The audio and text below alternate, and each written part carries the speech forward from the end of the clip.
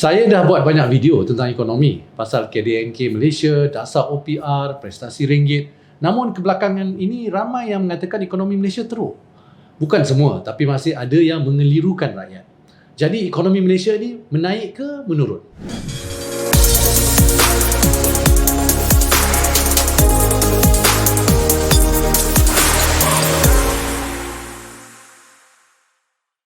Kalau kita nak bincang tentang satu-satu perkara, haruslah berasaskan bukti. Jangan cerita saja tanpa asas.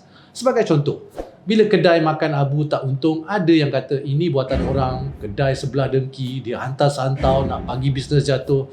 Ini sekadar cerita, bukan bukti yang kokoh. Kita kena tengok ya betul-betul data kedai tersebut. Adakah rugi kerana kos lebih tinggi dari income? Adakah kerana pelanggan tak ramai? Kalau tak ramai, mengapa? Makanan tu tak sedap ke? Harga mahal sangat ke? Kalau ikut cakap saja tanpa bukti, siapa-siapa pun boleh buat cerita. Kita cerita pasal ekonomi balik. Apa buktinya ekonomi itu berkembang atau merudum? Bukti paling basic mestilah KDNK atau keluaran dalam negeri kasar. Adakah KDNK negara menurun atau menaik?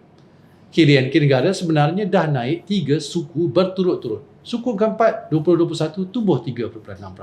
Suku pertama tahun ini tumbuh 5%. Dan suku kedua tahun ini tumbuh 8.9%. Pertumbuhan tertinggi di Asia Tenggara bagi tempoh tersebut. Satu lagi petunjuk ekonomi kita meningkat ialah kadar pengangguran. Kadar pengangguran negara sebenarnya dah turun selama 12 bulan berturut-turut. Kadar pengangguran terkini bagi Julai 2022 ialah 3.7% berbanding puncaknya iaitu 5.3% pada bulan Mei 2020. Bila kadar pengangguran semakin turun, apa maknanya?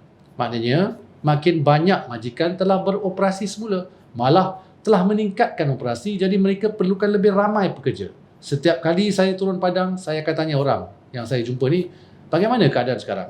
Bila saya tanya pada peniaga, tak kira lah ya, peniaga kecil atau peniaga besar, jawapannya hampir sama. Sekarang ni susah nak cari pekerja YB. Kalau pembantu kedai dulu gaji RM1,500, sekarang ni nak naik pula ke RM1,800 pun sebenarnya susah nak dapat kerja. Antara punca sukar nak cari pekerja ialah kerana jenis pekerjaan itu sendiri telah berubah. Kalau dulu mana ada ramai pekerja gig, sekarang ni disebabkan peningkatan digitalisasi, jumlah pekerja gig semakin meningkat. Hari itu pernah tular, pekerja gig boleh dapat income RM5,000 sebulan. Kalau jadi rider boleh dapat RM5,000 sebulan, maka kerja lain pun perlu bersaing dan naikkan gaji untuk tarik pekerja. Dan bila pekerja berperingkat bawahan pun naik gaji, maka pekerja peringkat menengah dan atas pun akan naik gaji, sekaligus meningkatkan purata pendapatan rakyat. Tapi kita terpaksa akui, walaupun ekonomi berkembang pesat, masih ada rakyat yang terkesan dan belum pulih sepenuhnya daripada pandemik COVID-19. Negara juga terkesan kerana kelembapan ekonomi global, ekoran ketegangan geopolitik di antara Amerika Syarikat dan China yang berterusan, peperangan di Ukraine yang masih tiada kesudahannya, serta dasar sifar COVID-19 di China yang telah menjejaskan bekalan rantaian dunia. Faktor perubahan iklim juga dijangka akan mengganggu produktiviti pengeluar makanan utama seperti India, lantas menyumbang kepada peningkatan harga komoditi dan makanan. Jadi, apa yang kerajaan buat untuk bantu rakyat? Bagi golongan yang terkesan seperti golongan miskin tegar, telah sedia ada bantuan bulanan daripada Jabatan Kebajikan Masyarakat. Pada masa yang sama, ada juga bantuan daripada Baitul Mal dan Pusat Pungutan Zakat Negeri. Selain itu, kelayakan untuk menerima bantuan keluarga Malaysia juga telah ditambah baik.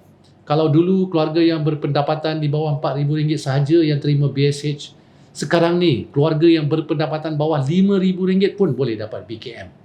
Ini bermakna bukan sahaja golongan B40, malah sebahagian daripada M40 pun layak terima BKM. Untuk tahun ini saja, RM8 bilion akan disalurkan kepada 8.7 juta keluarga Malaysia di bawah BKM. Satu lagi elemen yang orang sering lupa ialah subsidi dan kawalan harga. Subsidi ini bukan untuk B40 saja, M40 pun dapat subsidi juga. Malah jauh lebih tinggi dari golongan B40. Kalau tahun lepas, kerajaan peruntukkan RM16 bilion untuk subsidi, tahun ini subsidi dijangka akan mencecah hampir RM80 bilion, hampir 4 kali ganda dari peruntukan 2021. Macam-macam subsidi kerajaan beri.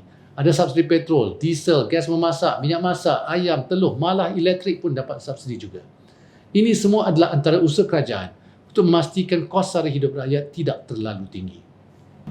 Kalau kita tengok, bagi 7 bulan pertama, kadar inflasi negara ialah 2.8%, di mana tanpa subsidi, kadar inflasi boleh mencecah 12%. Yang paling penting, dalam bajet 2023 yang bakal dibentangkan tidak lama lagi, kerajaan akan terus menyediakan pelbagai inisiatif bagi meringankan beban rakyat.